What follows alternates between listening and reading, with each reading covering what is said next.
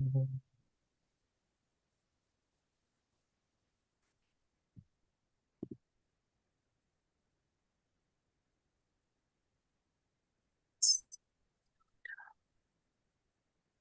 Hey everyone, welcome back to another episode of Healthy Mind, Healthy Life.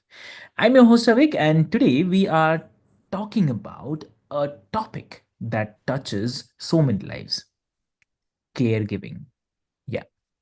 So many different health challenges can suddenly thrust someone into the unexpected role of a caregiver, right? So this role can be lonely, can be stressful, and exhausting. But today, we are going to learn about what caregivers truly need and how we can support them physically, mentally, and spiritually. That's very important, right? So, our guest today is someone who has dedicated her life to advocating for the caregivers and their families, Amy Chatson. So, welcome to the show, Amy. Thank you. I'm happy to be here. Lovely, lovely. So, before we start, I'll quickly love to introduce you to all the listeners, Amy. Dear listeners, Amy is a registered nurse, a caregiver advocate, and a ministry leader. So, she believes that caregiving is both hard and holy work, and she's here to share her wisdom from over 15 years of hands on experience. Yes. And she knows firsthand the emotional, physical, and spiritual toll caregiving can take. And she is very, very passionate about equipping others with the tools they need to care for their uh, loved ones without losing themselves in the process. So, Amy, welcome to the show. I can't wait to discuss about this topic. Thank you. It's one of those things that I think a lot of us don't think about until we're in that situation. Mhm. It's often caregiving is kind of often done behind the curtain, a little bit in the shadows. We don't talk about it. We Yeah. don't trot it out at parties, but I just think it's so important to offer support. So many people really are just struggling silently. Um, Mm. and I just really desire to come alongside them and offer them tools and encouragement so that they can continue doing what they need to do for the people they love. Exactly, and I would say that's a great initiative, and that's a great help and relief for them. I would say, I mean, for sure. So, without taking much time, I'll quickly uh, wanted to discuss about like caregiving is often an unexpected journey for many. So, if you can share, like, what led you to become so passionate about supporting the caregivers? Sure. So I ended up coming to nursing kind of later in life, and I had not been working in the field very long when I ended up. I remarried and I stepped back and came into the role of a stay-at-home mom, which is Mm. what I expected. But shortly thereafter, I found myself in the position of helping to take care of some of our elderly family members. My father-in-law walked through Alzheimer's disease, which is just Oh. a challenge. That disease has some special challenges with it. My mother-in-law had a major stroke. My son became chronically ill, and we didn't have a lot of answers for it, but we were in and out of the hospital. And just personally, my family just walked through a really, really difficult time. Yeah. I found myself feeling very alone, overwhelmed, felt a lot of guilt about all the things I couldn't do. And so once I was kind of on the other side of it, I was able Mhm. to look back and, I would just love to be able to use some of the things I've learned the hard way, and just kind of help shine a light on that so people know that it will get better, but it's hard. Mm. Yeah, exactly. I can understand this. Yeah. I mean, so like on this, what was one of the hardest lessons that you have learned in your own caregiving journey? Mm. There's Mm. only so much you can do, right? Yeah. It sounds so simple. I think logically we all know that. Um, I knew logically, I know Mhm. intellectually I cannot cure Alzheimer's disease, but it is really hard, especially like I'm just wired as one of those, caretaking people. Like, Sure. I just always have been. So for me, especially to feel like I'm supposed to be taking care of this, but I can't heal it, it felt I just felt like I was failing those people that I loved because I couldn't make them better. Mm, understood. Yeah. And okay. So like you speak about caregiving as both hard and at the same time it's a holy work. So what does that mean to you? I mean, if you can clarify. Absolutely. So I write from a Christian perspective. And for me, walking through that journey, even though I had my faith, I found myself feeling far from God. It's very easy to feel like you've been left, or why did you let this bad thing happen to the person I love? And so to kind of walk through it and get on the other side and realize that those moments that felt like I was alone, really I wasn't. Um, Even when caregiving is unseen by the people around you or by society at large, let's just face it, caregiving is not something that society certainly glorifies. Um, I believe that God sees it and values it. What we do for the least of those, he tells us, you do for me. Um, and I believe there is just eternal value in all of those little small acts of caregiving that often feel unseen or unappreciated.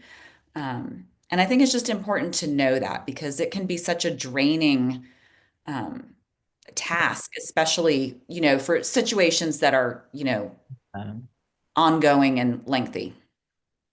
exactly. Yeah, I agree on this. Yes. Um, I mean, also like, so if you're saying so, how can caregivers shift their perspective to see like their role in a more kind of meaningful light? Mm. So I encourage my readers to be able to, I talk about perspective in the book. And, if you're standing on a street and you're looking up at a skyscraper, that's one perspective. If you're on the roof of that building and looking out at the horizon, it's a very different view. And I think we tend to, all of us naturally, we look at things through our own eyes, through our own individual and sometimes self-centered perspective. And I really encourage people to try to step back and to see things through God's eyes. His ways are not our ways, and we often don't understand them. Um, and in the book, I have a little exercise at the end of each chapter where we talk about a perspective shift. And I address that as an acronym for shift in the terms of acknowledging the sacrifices that Mm, we're making. Oftentimes people, they're giving of themselves, but they don't really acknowledge the things that they've lost. And I think it's important for caregivers to be able to voice that, or at least recognize it, in their own hearts that they have lost things and they have given things up. Um, so we talk about sacrifice and we talk about hope. So we recognize those sacrifices. And then I would ask people, what do you hope for out of this situation? mm, Um, I invite people to take an intervention, which is something they can do or a mind shift set they can make that will mm, help them to kind of change their perspective. And it might be something like, find a scripture that goes with whatever challenging emotion you're facing right now. And we do a follow-up, which is after you've practiced whatever that intervention is for a while, you kind of assess and see, has it helped? Have yeah, I changed my perspective? Have I been able to move forward in my caregiving journey? mm, And and we end it with an exercise of placing our trust in God. exactly. Wow. And like same way, like many caregivers feel alone, like I was mentioning in the beginning. They feel like alone, like the weight of responsibility is on their shoulders. So how can friends, family, and communities better support them? That's a great question. And I've had so many people who are caregivers share this with me, and I was guilty of this myself. A lot of us don't like to ask for help. So Yeah. we will need help. And we even will have people coming to us and saying, "Oh, let me know if I can do anything." Sometimes even that for a caregiver, the thought of, oh, I have to figure out what chore to give this person and they want to help, but I don't know what to give them. It's just one more thing when you're so overwhelmed. So, um, I would suggest, especially if you know that person's situation, just volunteer for something specific. Can I mow your yard this weekend? Can I pick up your groceries for you? Why don't you let me take your child after school for a few hours and we'll hang out while you get a little bit of a rest? Um, Sometimes just offering that very specific help without waiting for them to ask you to do something is just immensely helpful. Very true. It's just a simple gesture, but have a lot of weight on this for sure. Yes. And like caregivers often impacts the women who find themselves sandwiched, like between raising the children, taking care of aging parents, uh, uh, sometimes for the working woman, other lot of things, other household things, or other business related things. So what unique challenges do they face? I mean, what do you think? I mean, what kind of challenges they face, and how can they navigate them? Well, I think you have to just start with giving yourself a lot of grace. Caregiving is hard to start with. Raising a family is hard to start with. Yeah.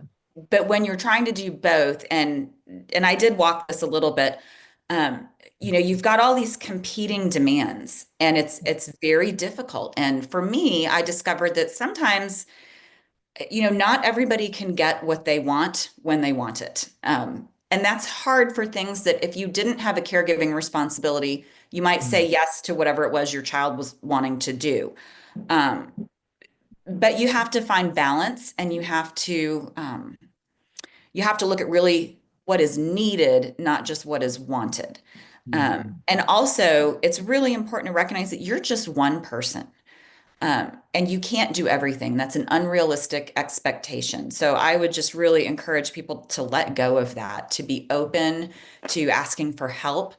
Um, mm, the sandwich generation specifically, a lot of those caregivers are still in the workforce, and caregivers not only do they face the personal challenges of their situation of having an ill or injured family member. But that often can spill back into their work life. It often will result in, someone needing to take off extra time from work or coming in late or leaving early.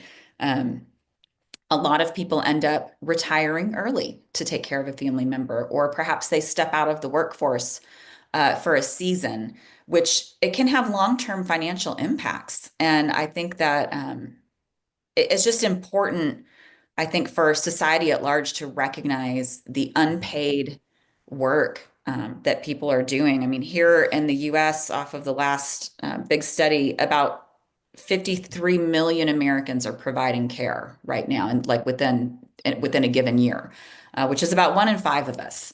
So this is something that just really is so widespread. And I think there's just such an opportunity if we kind of bring this to the forefront and talk about it a little more, that there are so many people who can support one another because so many of us have this experience that I think I think there's just some real opportunity there to offer support to those who really need it.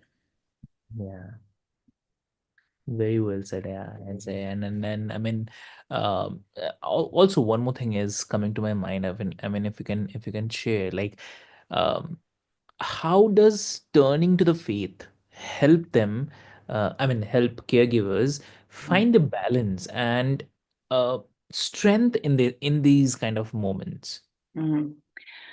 So I often found myself in the place of struggling to do it all, wanting to heal it, wanting to fix it.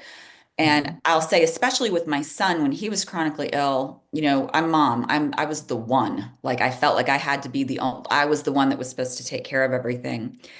And, my faith teaches that I can't do it all and that I need to surrender control and Mhm. give it to Jesus because he is enough and he can provide. And it's so easy Yeah. to forget that in moments of challenge where we're acting out of fear and we're acting out of, trying to control this scary situation that we don't like. Um, and having that comfort of faith and knowing that um, he is in control, that we can't control it, so just quit trying is very comforting. True. Understood. Understood. Thank you. Thank you so much for sharing this. Yeah. And like you have said that only God is enough. So which I definitely, but something that goes against our cultures that put to do it all, everything. I mean, uh, so how can caregivers release that pressure they feel and truly trust in God's plan? I think that's a daily walk. It's Mm. not a one and done. At least it wasn't for me. I I had Mhm. to go back. I found a lot of solace in returning to scripture and to looking at, what God says and what his promises are. Um, for me, I belonged to a weekly ladies' Bible study. So I was Okay. surrounded with friends that are in my faith tradition that got it, that they've had hard times too, and to be able to share Mhm. with them very honestly, um, to have that safe person to say, you know what, it was a terrible day. I lost my temper with my husband or my mom or, whoever it was. And I did not do a good job today. And to have that safe space where they Mhm. understand and they know you're not perfect, but they're also going to remind you that God's enough and that you don't have to do it all. Because you're right, it's absolutely a bit of a countercultural belief these days that, we're all supposed to be Superman and Superwoman, but it's that's not what God says. Yeah, understood. Okay.